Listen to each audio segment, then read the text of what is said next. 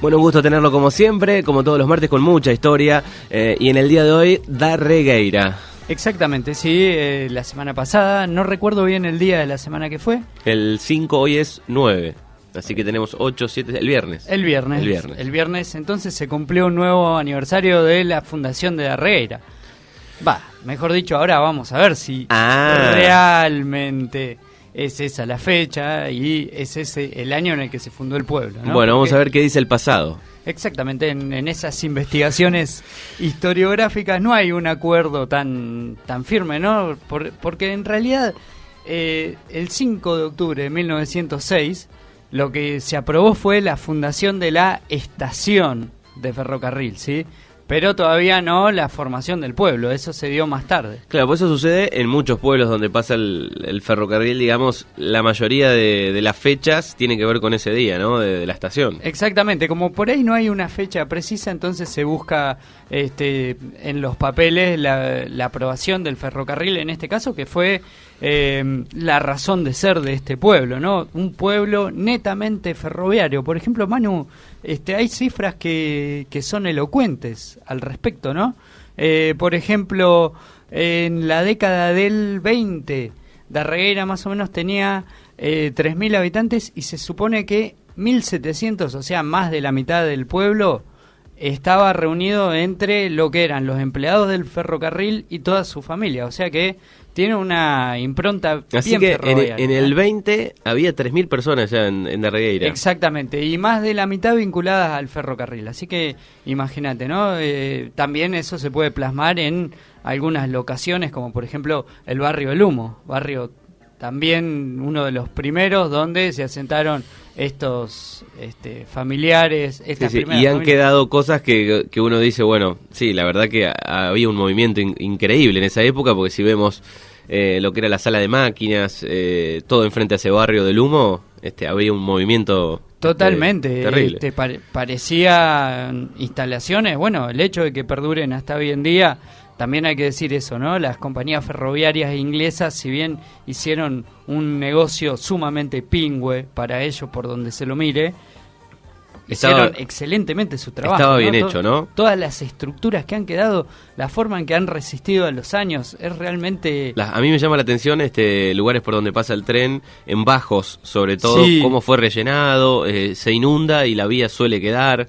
La labor de los ingenieros, sí, al calcular todo precisamente, realmente es para sacarse el sombrero, también hablando con la tecnología que tenían en esa época, ¿no? Que dista muchísimo de la que tenemos hoy en día. Sin embargo, bueno, obras hechas para... Y de un trabajo, digamos, de pesado, ¿no? Con rieles, con los listones de madera. Totalmente. Así que, bueno, eso es para remarcar el tema de la impronta ferroviaria, y también inclusive no en vano el 5 de octubre, ¿no? Porque el 5 de octubre es el Día del Camino. Justo, el Día del Camino. O sea que, en realidad, mirá, Manu, el acuerdo al cual se llegó para dejar establecido como fecha de fundación de Darregueira el 5 de octubre de 1906, en realidad data de 1955, o sea que más o menos unos 50 años después de la fundación de la estación, hubo una especie de consenso y el municipio de Puan... ¿Esto que por los 60 más o menos? Claro, exactamente, sí. Ahí oficialmente, digamos, es como que quedó fijada el 5 de octubre de 1906 como el Día del Pueblo y el Día de la Fundación. Pero, en realidad... el pueblo, cuando se empezaron a repartir los lotes para empezar a construir las casas, la diagramación de las calles, etcétera, es en realidad el 31 de marzo de 1912, o sea que más o menos entre la estación y el loteo del pueblo pasaron unos 6-7 años. En realidad, bueno, se comenta que hay testimonios de época que dicen que en lo que serían la periferia de la estación, o sea, lo que ahora sería la manzana esa donde está el Banco Provincia, el Paseo de los Vascos, toda esa zona, digamos, fue ocupada informalmente, podríamos decir, por las primeras posadas, pulperías, comercios, o sea que es como que el pueblo se fue haciendo por distintos jalones, ¿no? Entre la fundación de la estación, estos comercios que surgieron para abastecer las necesidades de los que llegaban y los que se iban de la estación, y posteriormente ya el loteo del pueblo con ese trazado inusual en los pueblos del distrito, ¿no? Que es con diagonales. Sí. Habría que ver qué otro pueblo del distrito tiene diagonal.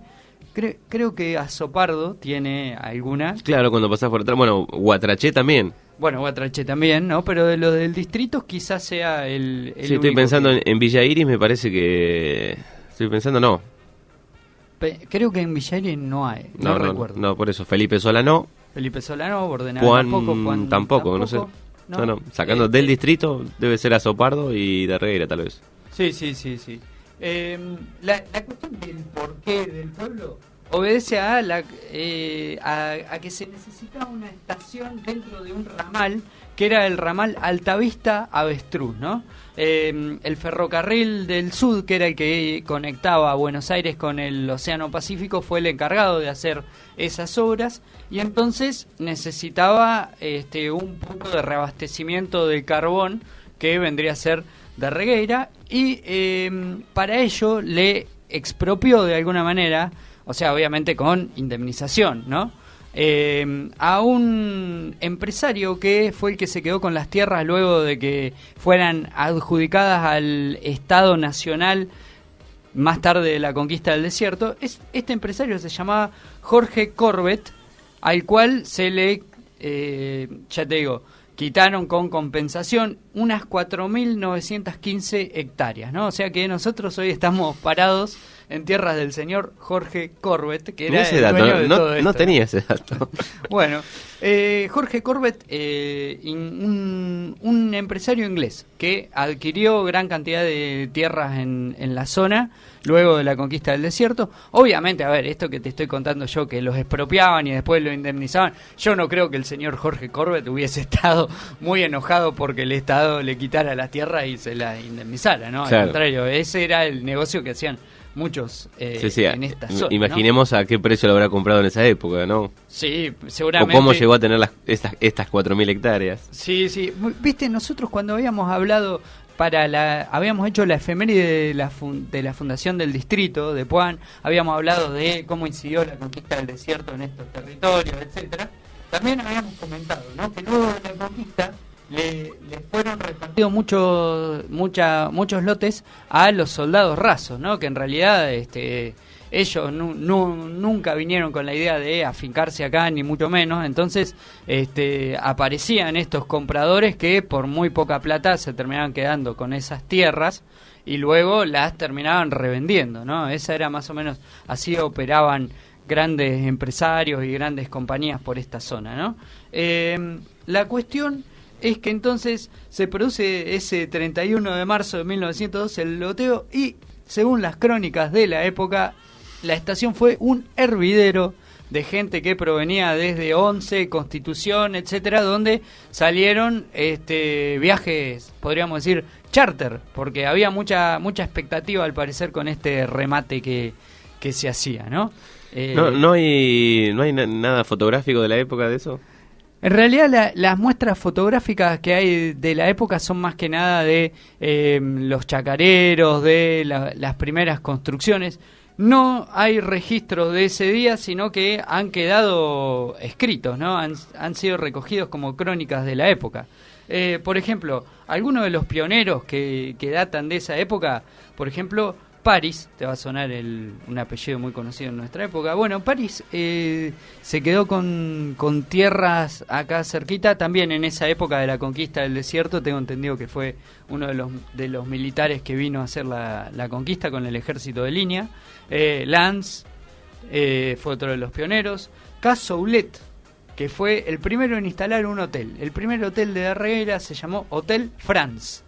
Deduzco, quiero decir que esto es una propia interpretación, que debe provenir del apellido, ¿no? Quizás sea... Está relacionado ahí al apellido. Exactamente, sí. Y cuando empezó de Regueira, digamos, a pujar un poco más, empezó a llenar de inmigrantes, sobre todo, vos conocerás, Manu, ¿no?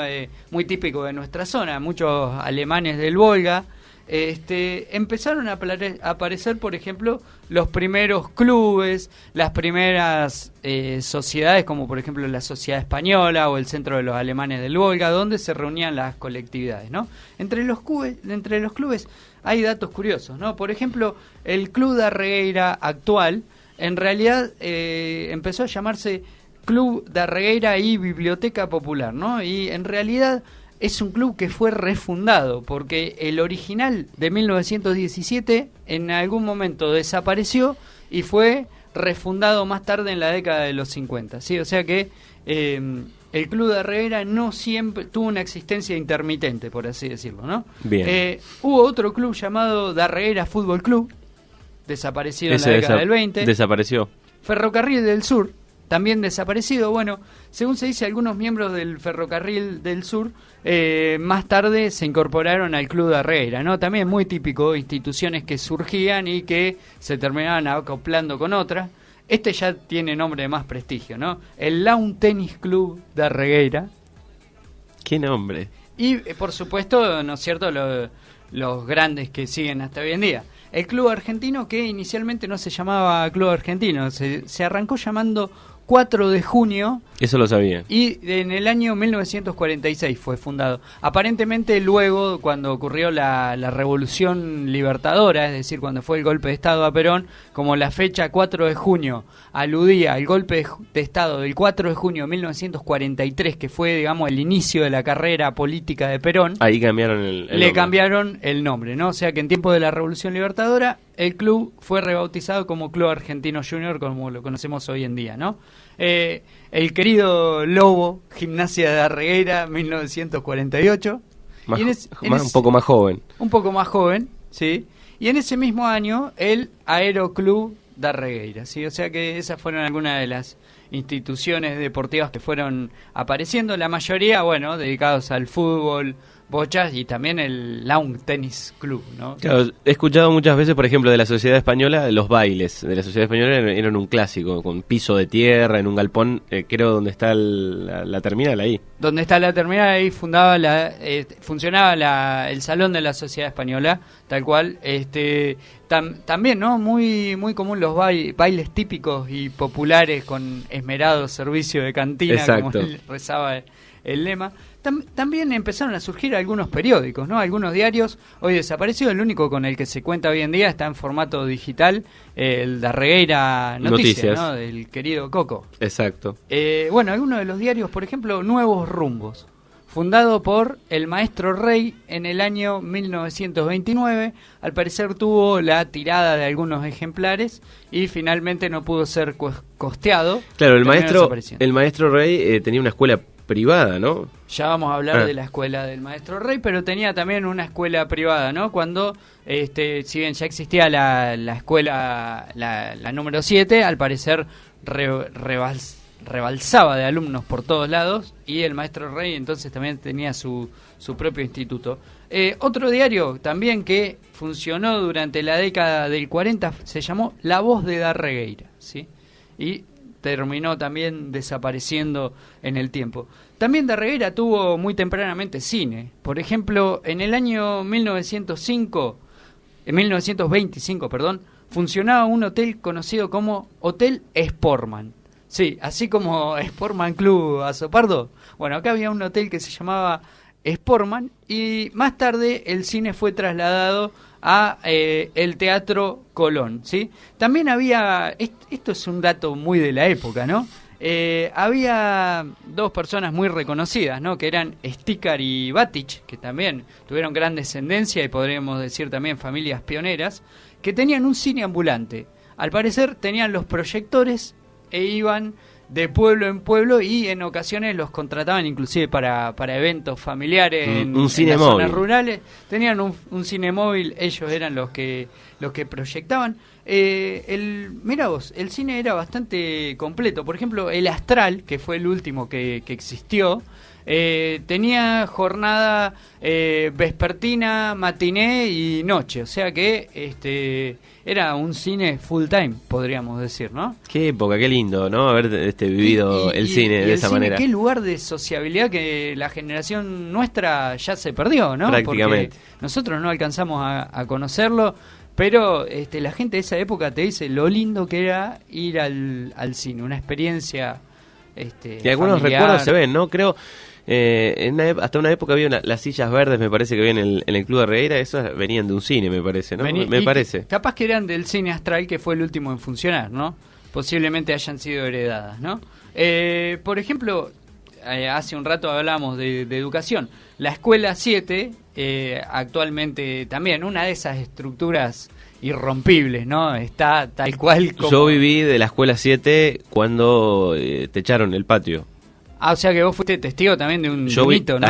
Soy bastante viejito. Alcancé a vivir el patio de luz de las dos partes y el pasillo en el medio. Descubierto y solo con el pasillo al medio. Exacto, esa imagen es inolvidable de la Escuela 7. Mucho mármol había en el piso, me acuerdo. Sí, por eso mismo decíamos, estructuras hechas con materiales que duraban para siempre, ¿no? Son las llamadas escuelas de la modernidad. Además, uno la ve con esos ventanales enormes, las aulas con las viejas tarimas, ¿no? Que hablan mucho de lo que era el estilo de educación de la época. Bueno, la Escuela 7 es del año 1909, ¿sí? O sea que al poquito tiempo, no siempre funcionó, obviamente, en el edificio donde está ahora, fue mutando de lugar, pero en el año 1909 entonces ya tenemos la Escuela 7, y también más tarde surgió la Escuela Mariano Moreno, que era el instituto que en donde impartía educación el legendario Maestro Rey, también portador de nombre de una de las calles, ¿no? El año en el cual el Maestro Rey fundó su escuela fue en el año 1925. El Maestro Rey era un inmigrante español y, según ha quedado en la memoria popular, en la memoria colectiva, era, podríamos decir, un docente a la vieja usanza, exigente, rústico. Siempre se escucha eso, que era bravo el Maestro Rey. Sí. No era para hacerse la rata o para que te pesque copiándote, ¿no? Bravísimo. Se han escuchado historias de eso, sí. Bueno, también en cuanto a la educación secundaria, la única secundaria pública, ¿no? La Escuela 2 del año 1981. Otra primaria más, ¿no? El Instituto San Antonio, que inició siendo un nivel exclusivamente primario en el año 1938 y más tarde sumó la secundaria en el año 1953, ¿no? También una gran historia de Regueira. La primer secundaria que existió es de el Instituto San Antonio, que no siempre perteneció a la congregación de las hermanas franciscanas, ¿sí? Eso fue más tarde, ellas fueron las que absorbieron. También el Instituto Superior de Formación Docente y Técnica en su momento funcionó en el edificio del San Antonio. El Instituto General San Martín del año 1959, que podríamos decir la primera secundaria laica que existió.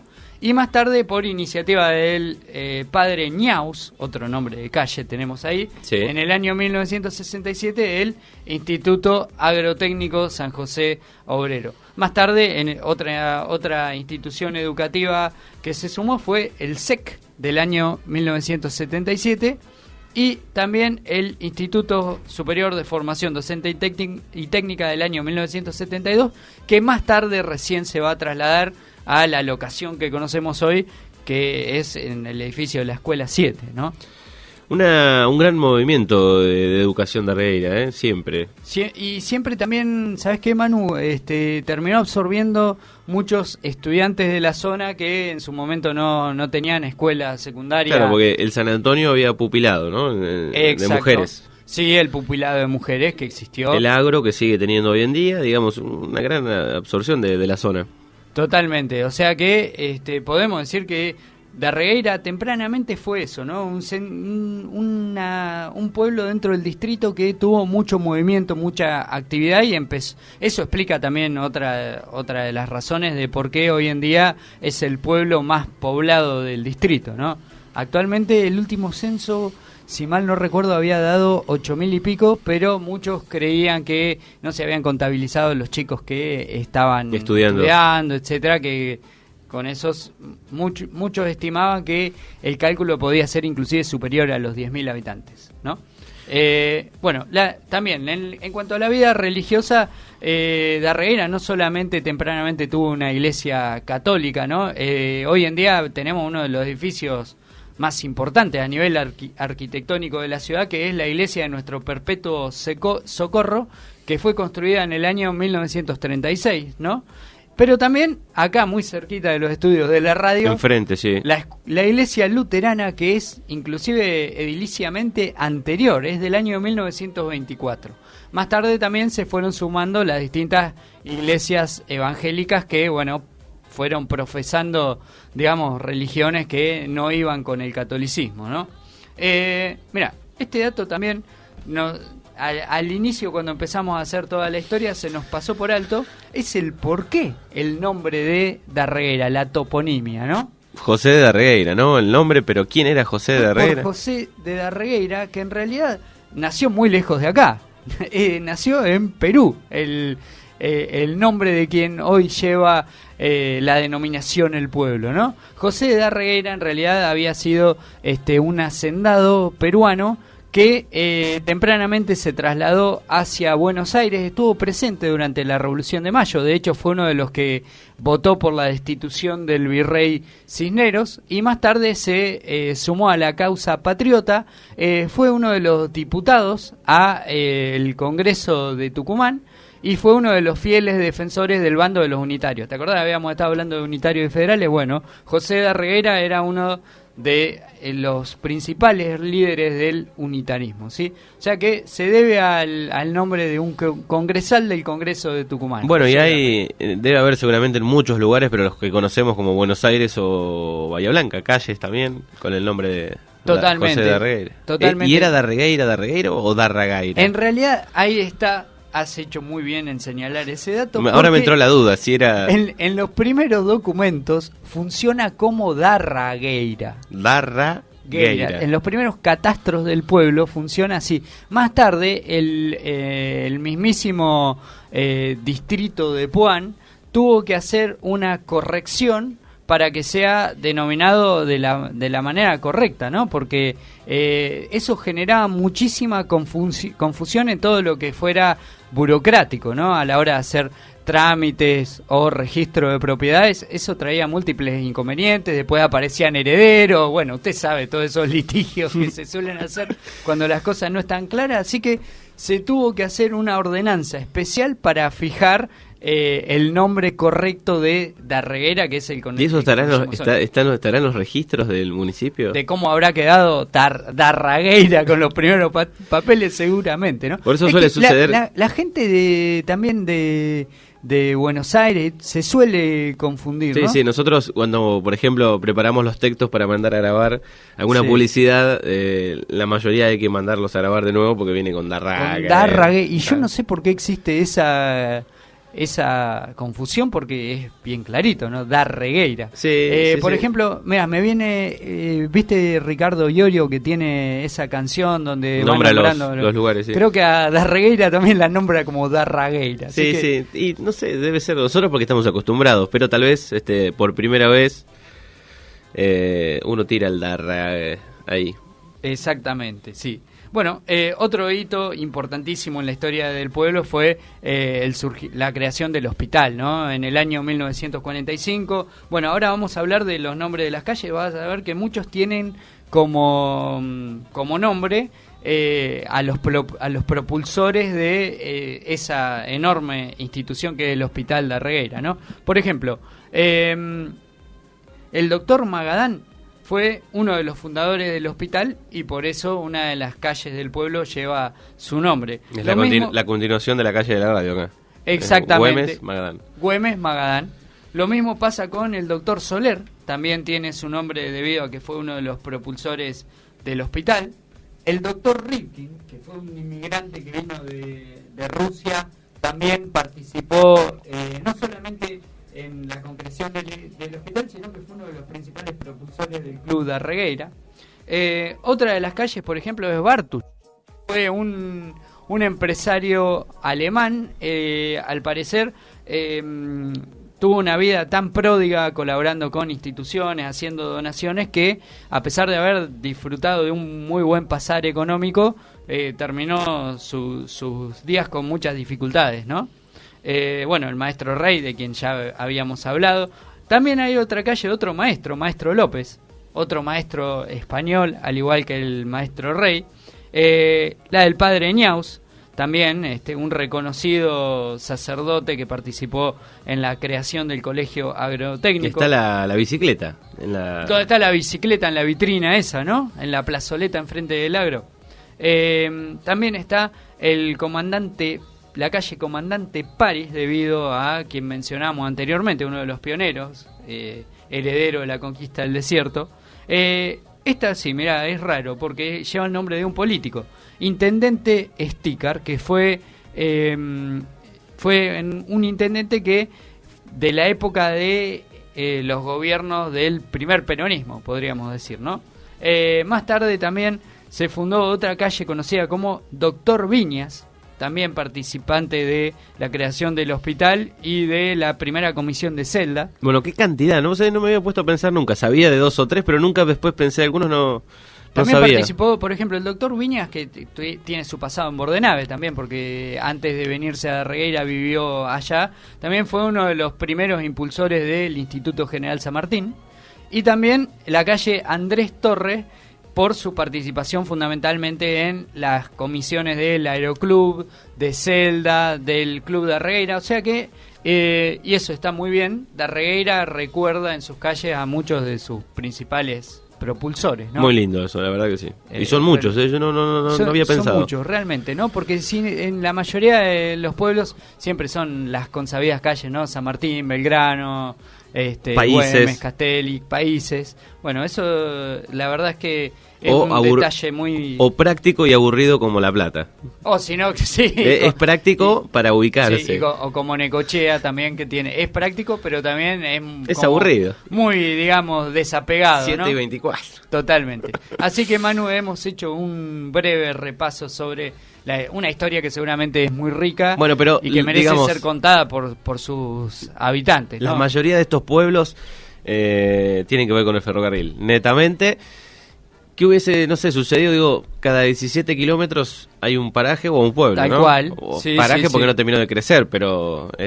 Sí, pero eran proyectos de pueblos que quedaron abortados. Avestruz, manera, ¿no? Darregueira, Bordenave, 17, está todo cada 17 kilómetros, ¿no? Es una precisión absoluta, y también tiene que ver con la cuestión de reabastecimiento de agua, carbón y otros enseres que se necesitaban en esa época para tener en marcha el ferrocarril, ¿no? Talleres de reparación, etcétera. Bueno, muy bien, gracias por este repaso, algunos datos importantes que no sabíamos de Darregueira. Muchísimas gracias, Manu, un saludo para todos los darregueirenses. Bueno, muy bien, hasta el próximo martes, chao. Chau, chau.